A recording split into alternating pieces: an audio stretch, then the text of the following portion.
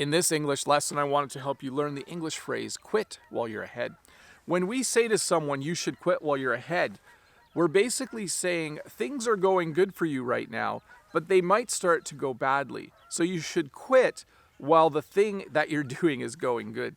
Probably the best example of this is someone who is gambling, someone who is betting money, maybe at a casino. Maybe they've won some money, but you would go up to them and say, hey, you know what, maybe you should quit while you're ahead. Because we all know with gambling, if you win some money, eventually you're probably going to lose it. Generally, the casino has the odds in their favor. That's why I don't go to casinos. So when you tell someone to quit, if you say you should quit while you're ahead, basically you're saying things are going good now, maybe it's time to stop. The other phrase I wanted to teach you is the phrase, doesn't know when to quit. When someone doesn't know when to quit, it means maybe they're doing something that's bothering someone, and the person they're bothering is eventually going to get angry. Or maybe they're just telling little jokes about someone or making fun of someone, and that person's starting to get a little bit angrier and angrier. We would say the person who is telling the jokes, the person who is bugging them, maybe doesn't know when to quit.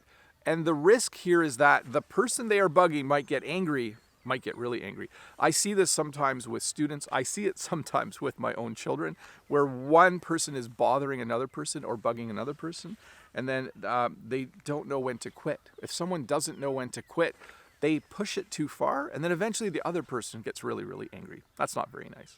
So to review, when we say that you should quit while you're ahead, it means things are going good, but you should probably stop before they start going badly. And if you know someone who doesn't know when to quit, they do kind of little things to bother people or to make fun of people, but they go a little bit too far. They go too far and they make someone really upset. So those are those two phrases. But hey, let's look at a comment from a previous video. This comment is from Yaroslav. And the comment is this: Hi, Teacher Bob. Does this phrase up to also mean that something, often some decision, depends on somebody's choice? For example, I could call for help, but it's up to you. And my response is this: yes, that is another meaning. If someone said, which movie do you want to go see? I could say, it's up to you. This means the other person can decide. So thanks, Yaroslav, for that comment. That was from yesterday's lesson, or the lesson from 2 days ago with the phrase up to, where I talked about a different meaning of it, but it also can certainly mean that. Sometimes when Jen and I go to buy groceries, I'll say to Jen, which store do you want to go to? And she'll say, oh, it's up to you.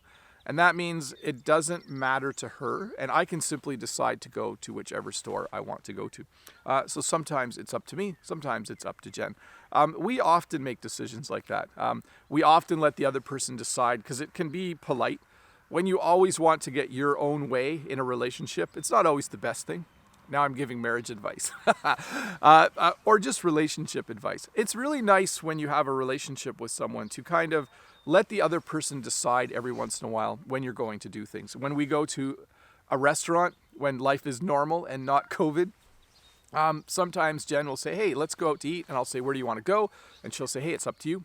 And sometimes I'll say, hey, it's up to you. It doesn't matter to me. We can go anywhere you want. And that works out really, really well. Hey, anyways, that's it for today. As you can see, it's getting brighter and brighter. My eyes are closing more and more as I make this lesson. It wasn't sunny when I came out, but it looks like it's going to be an awesome, beautiful day. Can't wait for stuff to turn green. That will be really cool. See you in a couple days with another short English lesson.